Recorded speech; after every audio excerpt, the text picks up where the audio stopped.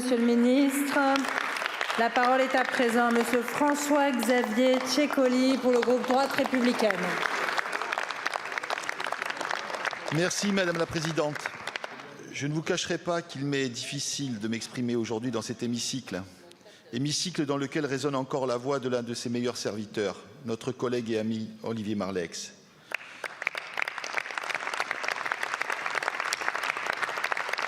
Il nous faut pourtant continuer à œuvrer dans l'intérêt de nos concitoyens. Il l'aurait d'ailleurs souhaité. Je suis convaincu qu'Olivier aurait apprécié, lui le grand défenseur de notre industrie et de notre souveraineté nationale, les thèmes évoqués dans la question qui va suivre.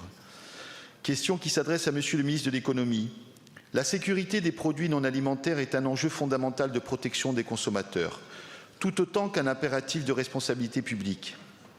Or, selon les chiffres, source de Bercy les plus récents, 94% des produits vendus sur certaines plateformes chinoises en ligne ne respecteraient pas les normes de sécurité de l'Union européenne. Face à cette réalité, la responsabilité de l'État est engagée.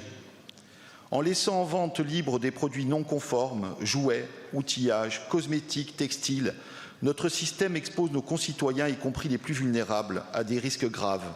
Blessures d'enfants avec des jouets non certifiés, accidents avec des équipements électriques défectueux ou exposition à des substances toxiques via des textiles non tracés. Certes, l'entrée en vigueur du Digital Services Act et du nouveau règlement sur la sécurité générale des produits constitue un progrès. Et la DGCCRF devient l'autorité compétente pour en assurer l'application. Mais cette avancée législative doit impérativement être accompagnée de moyens concrets. Avec plus de 7 000 à 10 000 nouveaux produits mis en ligne chaque jour sur certaines marketplaces, peut-on raisonnablement penser que la DGCCRF a aujourd'hui les moyens humains et techniques d'assurer un contrôle efficace et exhaustif? Si ce n'est pas le cas, et tout porte à le croire, il est urgent d'envisager le déréférencement de ces plateformes par application du principe de précaution. Dans le cas contraire, c'est bien la responsabilité du gouvernement qui pourrait être engagée en cas d'accident, alors que vous avez déjà été alerté plusieurs fois. Ma question est donc triple.